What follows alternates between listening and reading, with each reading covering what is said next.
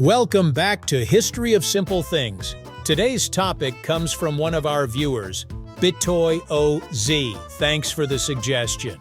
You asked, why doesn't dandruff go away even if you wash your hair every day? If you've ever washed your hair thoroughly in the morning only to notice white flakes on your shoulders later that day, you've probably wondered what you're doing wrong. It seems like shampooing every day should get rid of dandruff for good, yet for millions of people, those stubborn flakes just keep coming back. So if it isn't simply a matter of cleanliness, what's really causing dandruff, and why doesn't daily washing make it disappear? Stick around as we uncover the fascinating science and history behind why dandruff doesn't go away even with everyday washing, right here on History of Simple Things.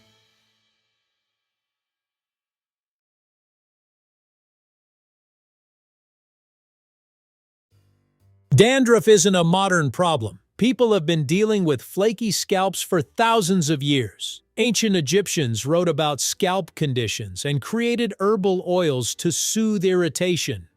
Greek and Roman physicians also described flaky skin on the head, although they didn't understand its true cause.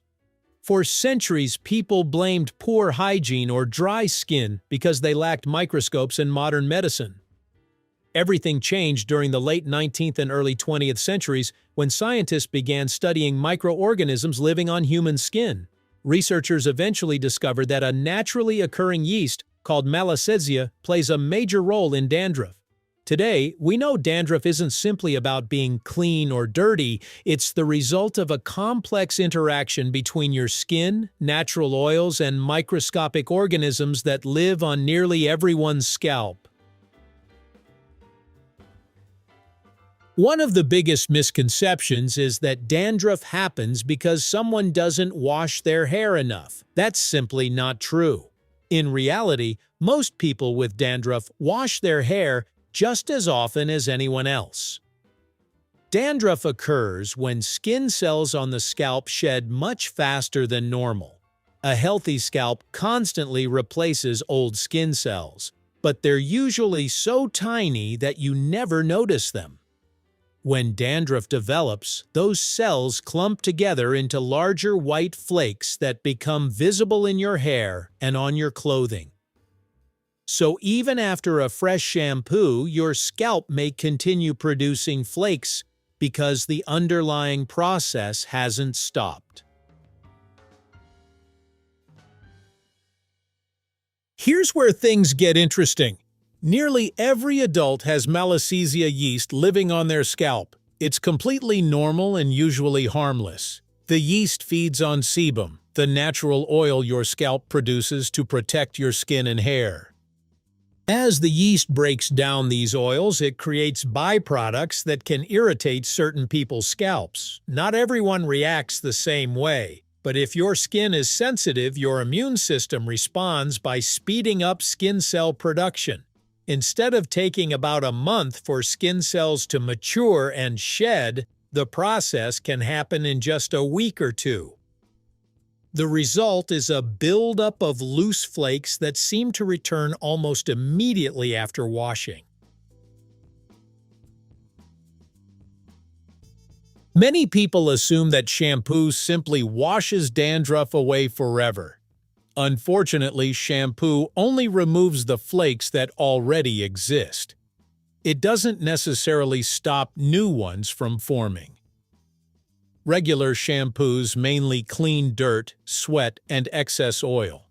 Unless they contain active anti-dandruff ingredients, they usually don't affect the yeast or reduce the inflammation causing the rapid shedding. In some cases, washing too frequently can even strip away too much natural oil. Your scalp may respond by producing more oil to compensate, creating an environment that the yeast actually enjoys. That's why more washing doesn't automatically mean less dandruff. Another reason dandruff seems impossible to eliminate is that the problem may actually be something else. Dry scalp, eczema, psoriasis, Allergic reactions to hair products and seborrheic dermatitis can all cause flakes that look similar to dandruff. While ordinary dandruff usually produces small, oily flakes with mild itching, conditions like psoriasis often create thicker, silvery scales, while a dry scalp tends to produce smaller, drier flakes.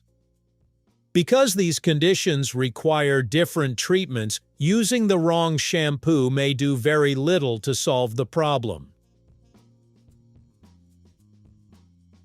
The good news is that dandruff can usually be managed even if it can't always be permanently cured. Anti-dandruff shampoos work because they contain active ingredients that target the real causes. Zinc pyrithione and pyroxetoneolamine help reduce yeast growth. Ketoconazole is an antifungal medication. Selenium sulfide slows skin cell turnover while reducing yeast, and salicylic acid helps loosen and remove stubborn flakes. Different people respond better to different ingredients, so sometimes switching products makes a noticeable difference. It's also important to let medicated shampoo sit on your scalp for several minutes before rinsing. Washing it off too quickly gives the active ingredients less time to work. The reason dandruff doesn't disappear, even if you wash your hair every day, is because shampoo alone can't always stop what's happening beneath the surface.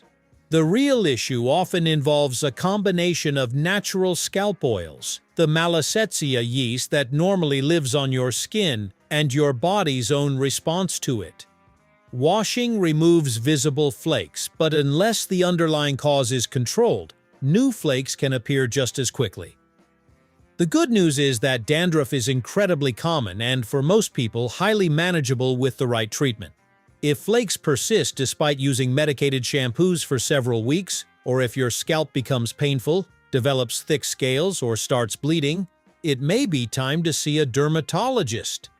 Sometimes what looks like dandruff is actually a different skin condition that needs a different approach. So the next time you spot those familiar white flakes, remember, it isn't necessarily because your hair isn't clean. It's because your scalp is following its own biology, and understanding that is the first step toward keeping dandruff under control. Thank you for watching. If you have suggestions for our next video, feel free to share them in the comments below. We'll be sure to give you an acknowledgement for your contribution.